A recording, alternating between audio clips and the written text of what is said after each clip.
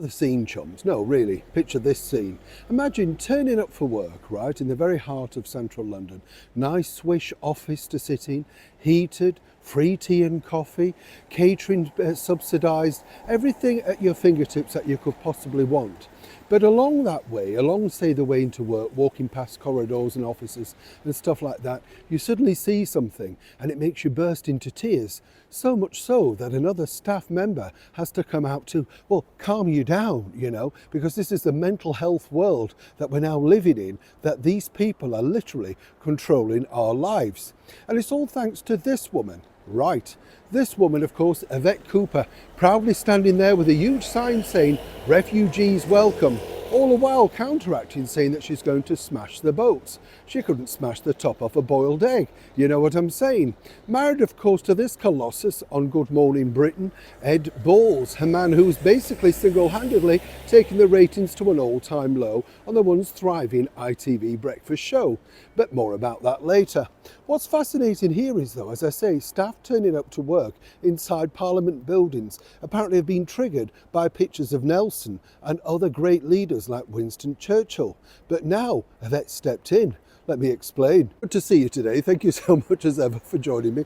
I've said this to you before. Do you remember when you were at work, you got told off? You just got on with it, didn't you? That was life. You buckled up. You might not have liked your boss, but if you didn't, you got another job pretty quickly and you dealt with it because that was life. That was life affirming. Am I right, chums? We all go through different things. We'll have a lovely wave. Sorry. It's a bit rainy here in London town today, so forgive me if we sound a little bit muffled or whatever. But you know what it's like. Yes, the weather keeps opening up and closing, a bit like my wallet. Well, mainly closing, as many of you know.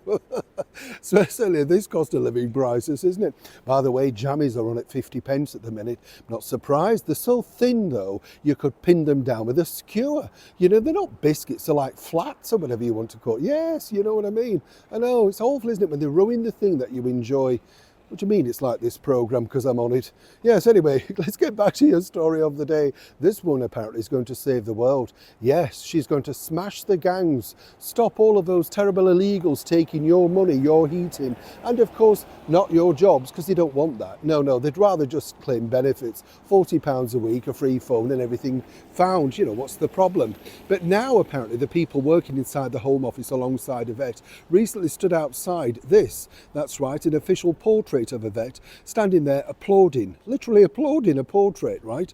And this is all because apparently they feel better now that she's in charge and removed those nasty things. Oh yes, other great leaders that have done things like Winston Churchill and of course people like, Nelson. They've all been put now into the pit of history because apparently they didn't fit the remit. This all triggered really with the Black Lives Matter movement.